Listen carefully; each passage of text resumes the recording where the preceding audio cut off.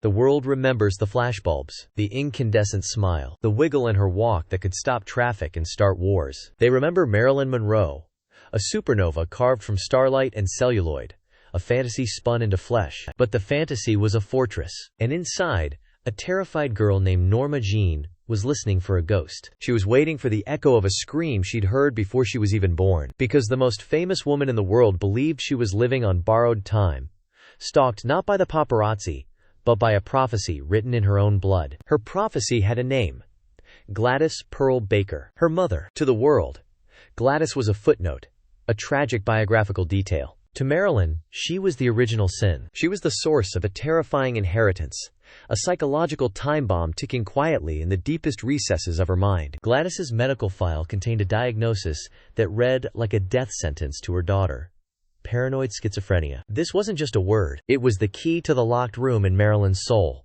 The room she spent her entire life trying to barricade. The room where she feared she would one day end up, just like her mother. Forgotten, unseen, silenced. This is not the story of a movie star's tragic end. This is the story of a hunt. The story of a woman haunted by the madness she believed was her birthright, and the desperate, dazzling, and ultimately doomed race to outrun her own reflection. The ghost story begins in chaos. Norma Jeane Mortensen was a child of the margins, a beautiful inconvenience passed between indifferent hands. She was parcel number 12 in a long line of foster homes, each one a fresh lesson in the art of being unwanted. Love was a transaction. Stability was a mirage. Her mother, Gladys, was a flickering presence in this twilight childhood, a phantom who would appear in flashes of unnerving intensity before vanishing back into the shadows of her own unraveling mind. There were moments of desperate, cloying affection, followed by terrifying blanks. Whispers followed Gladys like a shroud. Stories that Norma Jeane would later try to bury, but which festered in her memory. The most chilling was the story of the canvas bag, a story recounted by foster parents of a 3-year-old Norma Jeane,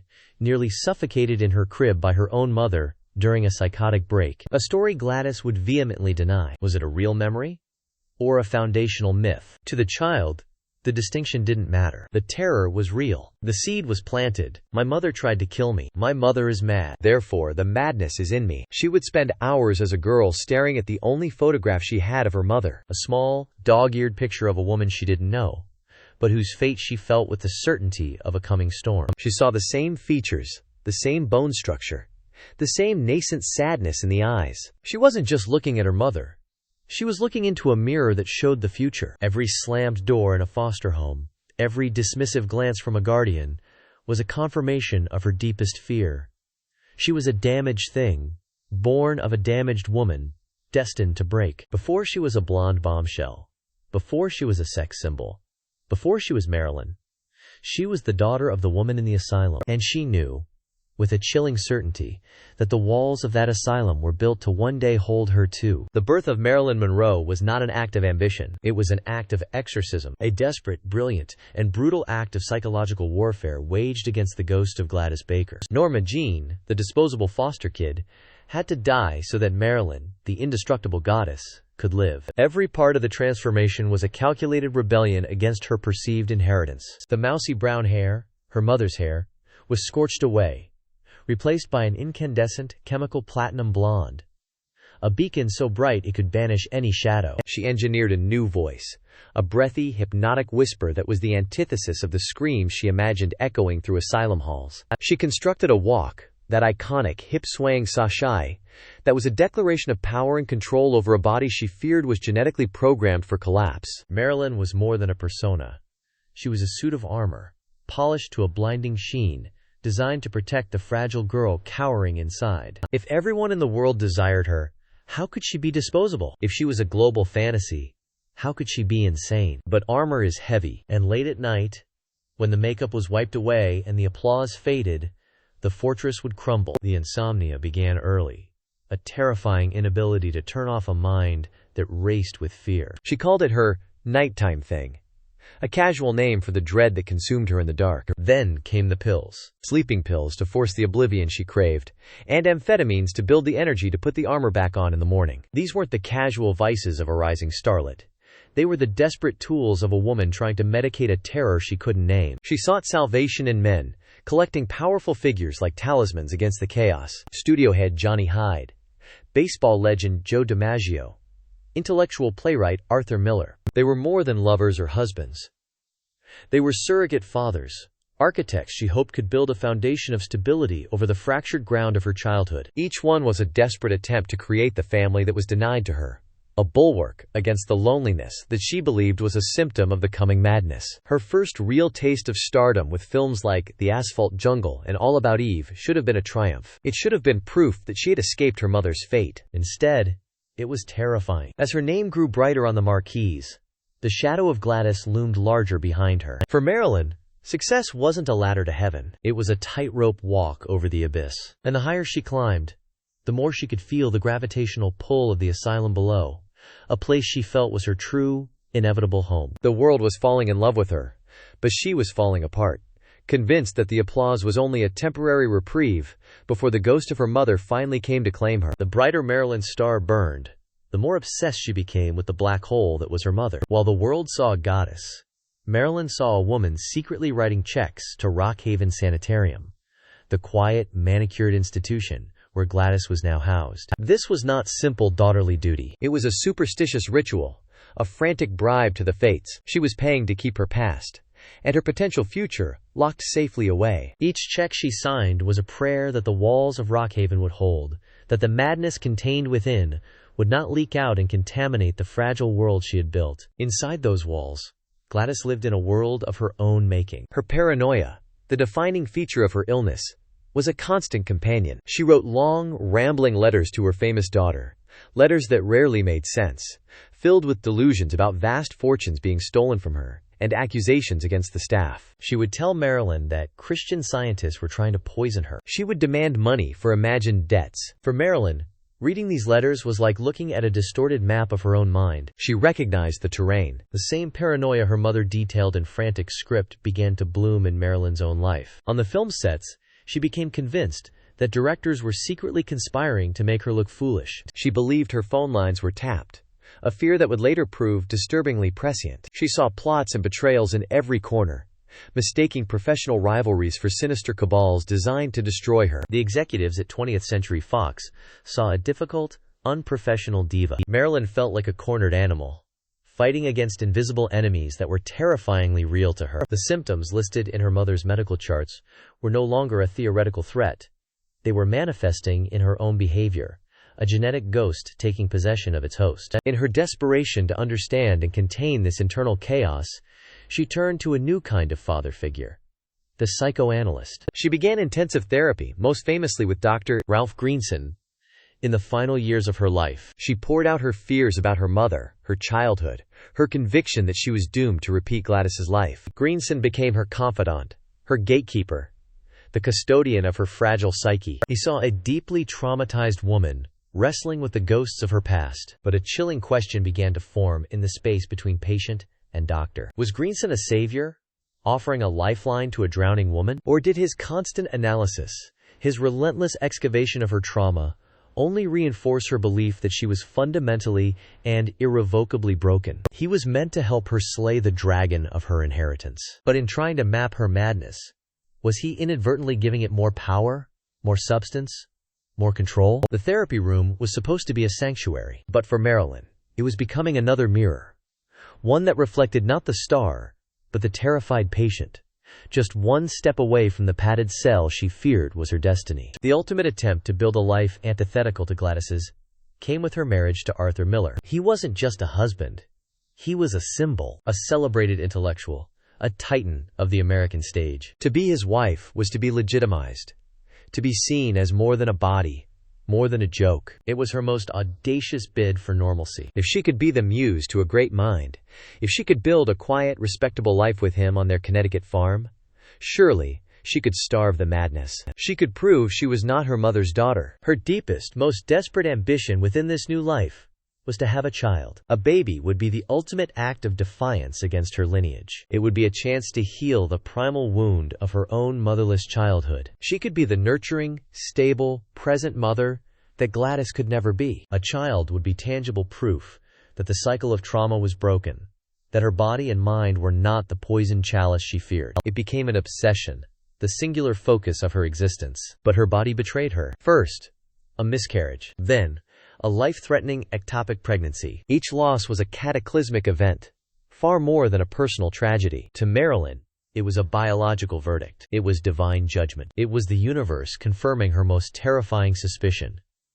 She was too broken to create life. Her DNA, tainted by her mother's illness, was a barren wasteland. The ghosts of these unborn children would haunt her for the rest of her life, silent monuments to her perceived failure as a woman. The grief shattered her, and shattered the already fragile foundations of her marriage to Miller. She plunged deeper into the abyss of barbiturates and alcohol, the chemical blanket she used to smother the pain. Miller, the intellectual savior, became a clinical observer of his wife's disintegration. He watched her with a writer's eye, documenting her rages, her depressions, her pill-induced stupors. He wrote in his private journals notes that Marilyn would later discover, describing her as a beautiful but hopeless child, a creature of instinct he could no longer control. His intellectual analysis, which he may have seen as an attempt to understand, felt like a betrayal. He wasn't saving her. He was dissecting her. He was confirming her fear that her damage was an innate, fascinating but ultimately incurable part of her. The breaking point came during the filming of The Misfits,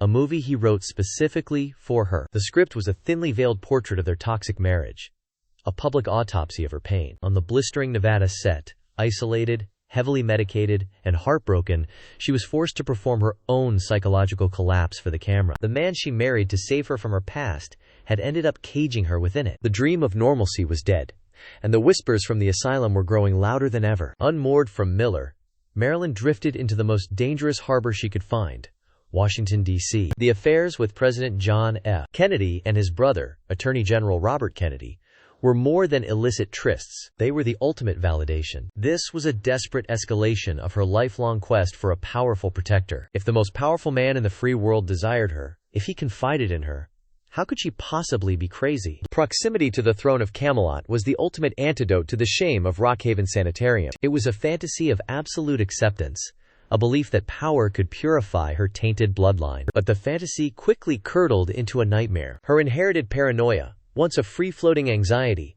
now had a terrifyingly real anchor. The Kennedys were not simple lovers.